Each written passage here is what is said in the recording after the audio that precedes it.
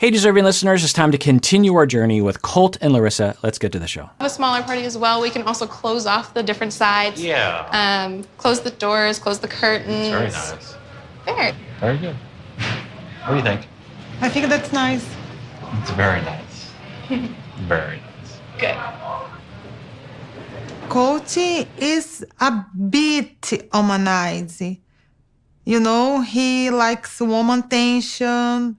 He likes to look good. I thought that's where they were going with the narrative of the show, but I'm not seeing that at all. Maybe he is. Now, y'all have seen, I think, at least 1 or 2 seasons of this couple, maybe more, that I don't have the benefit of watching, so I'm always wondering if I'm putting my foot in my mouth, because maybe Colt really is a womanizer and we see all sorts of behavior moving forward. But in this instance, we really don't. He just complimented her glasses. That's not, I mean, he just seems more awkward to me, honestly. But maybe she knows much better than we do, which, you know, stands to reason. She's been around him a lot more than we have. So maybe there's something to that. But you know, this is just, I guess, let's see if we get more data that might back her up or refute what she's saying in terms of Colt being a womanizer. I like to talk a lot with women, and I don't like it. Do we want to look at a couple of the cakes? We can check out the menu. Yeah, let's do that. Okay, why don't you guys have a seat, and I'll be right back, okay? Sounds great. Thank you. Yeah. I don't need your help. Okay. I'm really tired you act like attention whore, Colt. You need to talk to other women. Please stop to give compliments to a stranger woman. Wow. So Colt is an attention whore because he wants to get attention from other women, but the woman was a service person helping them out in a very professional way. I mean, maybe I missed something. Let's rewind this. Did I miss something here? The different sides. Yeah. Close the doors, close the curtains. Very nice. Very good. What do you think? I think that's nice. It's very nice. Very nice. Do we want to look at a couple of the cakes? We can check out the menu. Yeah, let's do that. Okay, why don't you guys have a seat, and I'll be right back, okay? Sounds great. Thank you. Yeah. I don't need your help. Okay. I'm really tired you act like attention whore, Colt. You need to talk to other women. Please stop to give compliments to a stranger woman. Okay, so as we've seen in other couples, jealousy can be an issue. And hurt can be an issue, transformed into jealousy, transformed into control and put-downs. So there's nothing wrong with Larissa feeling threatened by this other woman. There's nothing wrong with her saying, oh, he seems to be giving her a lot of attention. And that hurts my feelings because I don't want to lose Colt. I don't want him to have energy in other directions. I want all of his romantic attraction energy towards me. I don't like to see it going in another direction because that makes me feel bad. It makes me feel like I'm going to lose him. It makes me feel deprived or whatever. That's fine. You can have those feelings. You can express those feelings. You can make a request to your partner and say, like, I'm going to own those feelings. It's not your fault that I have those feelings, but I do. And you could really help me out by not doing what you do with other women.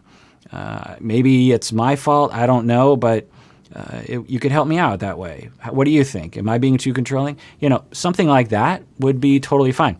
To jump from what we just saw to you're a womanizer, you are an attention whore, you are showering other women with compliments, in that he said he liked her glasses, and you're a bad person because of that, is you know, just really taking it a little far. And the problem here is that it can lead to domestic violence types of behaviors.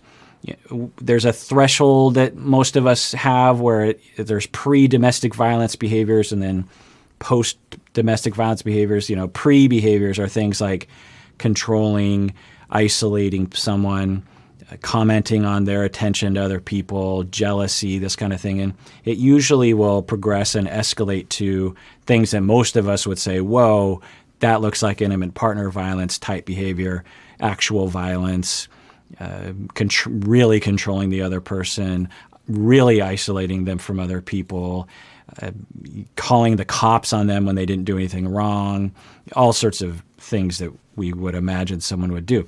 They're all usually coming from a place of fear of losing the other person. Ironically, our efforts to solve that fear usually ends up causing the other person at the very least to move away from us emotionally. We might be able to control them so that they don't leave us physically, but emotionally they've distanced themselves a long time ago. And then we feel more afraid because we feel that emotional distance, so we try to control more. It's a pattern that all of us have at least a tendency towards at times. And some of us, given our relational traumas in the past, maybe what was modeled to us by our parents or other people around us, maybe what worked for us in the past, will be more at risk of doing that. I'm not saying that Larissa is a domestic violence perpetrator. I'm not saying that at all. But I am alerting the behavior as something that, as a therapist, I would really try to target. I would say, whoa, whoa, whoa. Okay, Larissa, how are you feeling right now? Okay, Colt, when you were commenting on the person's glasses, what was going through your mind? Did you know it was going to hurt Larissa's feelings? I'm guessing Colt would say, I didn't know it was going to hurt her feelings. Okay, so what do you think about that? And Colt might say something like, well, I get that she's upset, and, I'll try not to do that anymore. That's what I might try to get to. And for Larissa, I'd try to get her to say what I was essentially role-playing earlier, owning her feelings and asking in a non-accusatory way. I'm seeing some almost universal issues with this couple, and I'm guessing that's why you asked me to watch. I'm seeing no evidence of closeness. Now, it could be there for sure because they don't film everything. And I'm seeing lots of concerning issues that usually get worse before they get any better. Or I should say, usually get worse without intervention from a professional. So let's watch what they do here. Hey, can I talk to you? I love your eyes. Stop it. So that kind of behavior I label as condescending and sarcasm, which is a big no-no in relationship. There's nothing wrong with having feelings and want to communicate that. I'm hurt and I'm angry about what I just saw. To ridicule someone with sarcasm is not fair. It's not usually going to be received in the way that you hope it's going to be received. So if you're ever in a fight out there and you want to communicate your feelings, notice how you come across. You might feel like you're, just saying how you feel, but if you actually videotaped yourself, you would see sarcasm, ridicule, this sort of thing. And it usually, Colt, in hearing this, is not likely to hear that she's vulnerable and sad and hurt and afraid. What he's likely to receive from that is hurt, that he's going to be hurt. He's going to be like, wow, I feel really attacked right now. Now I have to defend myself. Let's see what happens. Oh, glasses. That's what I said. Oh. Stop it. I do. First, let me talk. Curtsy. Come on, you don't care about cake, you don't care about anything. You act like a attention whore when you saw a woman. I'm definitely not a whore.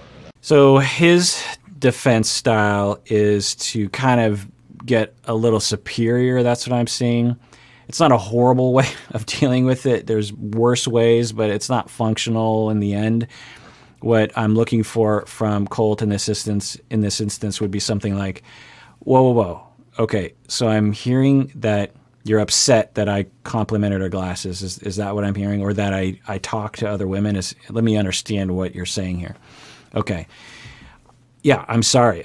I'm guessing that you feel like I'm attracted to these women or something. I'm not at all. And if anything, I'm awkward. I'm socially anxious because he kind of comes across that way. A lot of people are, nothing wrong with that. And so I'm just searching for something to say, and I learned that if you compliment someone, then things usually go better. I don't know, but I want to be with you. This other woman, I just met her, and so I'm sorry, Do you accept my apology? Okay. I also would appreciate it if you didn't call me an attention whore, or call me any name for that matter. You can just tell me what you want me to do differently. I'm open. You don't have to insult me or call me names to motivate me to do something. But we see him in this instance, he is trying to evade or defend by having that superior kind of arrogant. It's not super arrogant, super superior, but it has that intellectual style that I'll say. I don't know if I like those words, but that's what I'll say.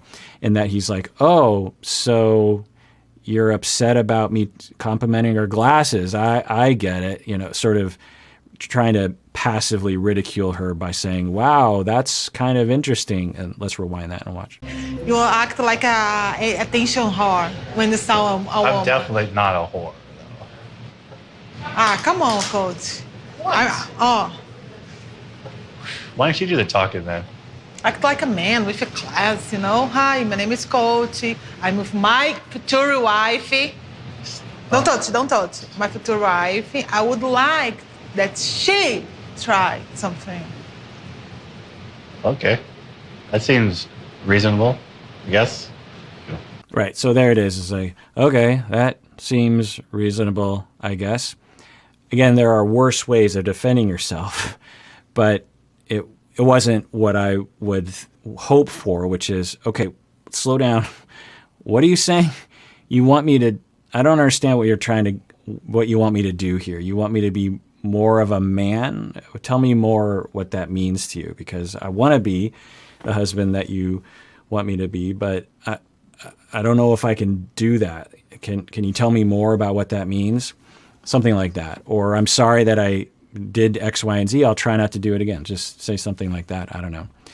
And then can you please not try to insult me this whole time? Because it feels like you're really trying to make me feel like I'm like a bad person for what I just did, which was my version of courtesy. Maybe my version of courtesy is bad, but that's what I was trying to do. This is the first instance where we've started to see, I think, the problems to come. That's usually the way this show is presented to us, or maybe the way couples sort of present themselves on this show. They are totally in love on the video chat. Then they arrive and there's some initial honeymoon period, whether it's a day or a week or something.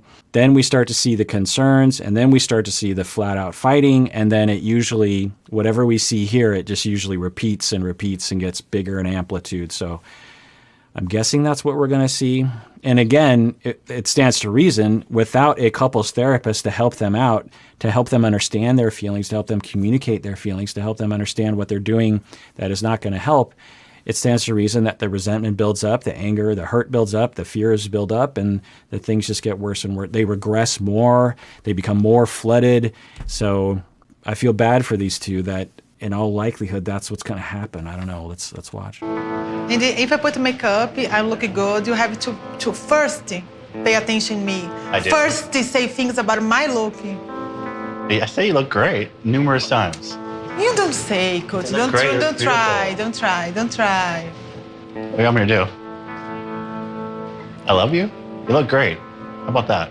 I don't care anymore. Okay. All right, so there seems to be something very wrong in Denmark. What is that Shakespearean line? Something is sick in Denmark? What is it? Rotten in Denmark. There's something rotten in Denmark in that I'm not seeing closeness. I'm seeing already from Larissa a lot of resentment and contempt and criticism and name calling. And from him, I'm seeing awkwardness and almost like he's sort of shut down in a certain way. And then his way of defending himself is to just go, okay. So it doesn't bode well. Larissa has her dramatic moments. I wish she'd be more calm and collective about these things, but I think Larissa expects me to be more reserved and not friendly to the opposite sex and focus all my attention on her. Look. So it's also possible that there's a cultural difference here. Maybe where the town that she's from, it's always hilarious when I stop on a frame like that.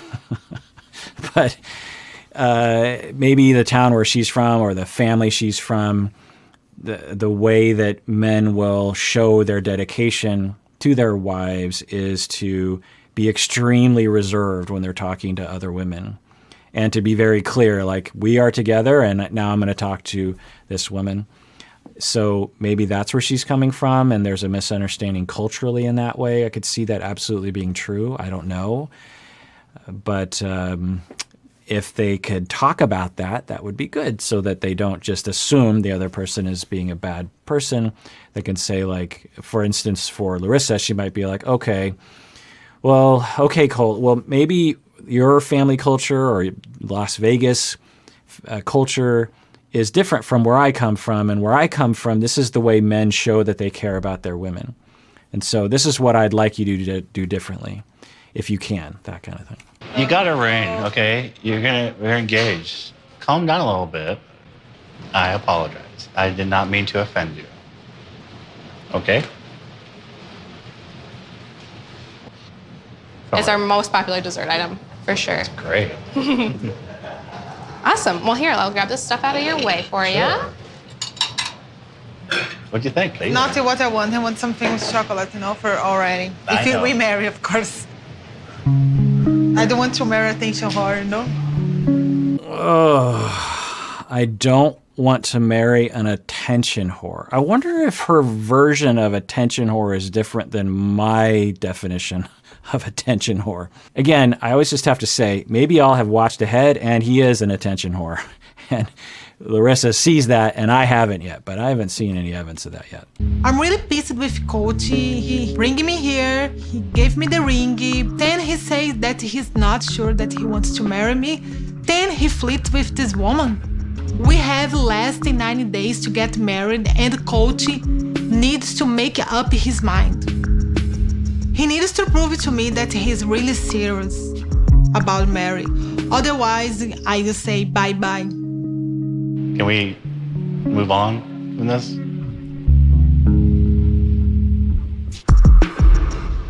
There's just so much awkwardness between the two of them. I would really want to know what they're like behind closed doors. Are they awkward like this all the time?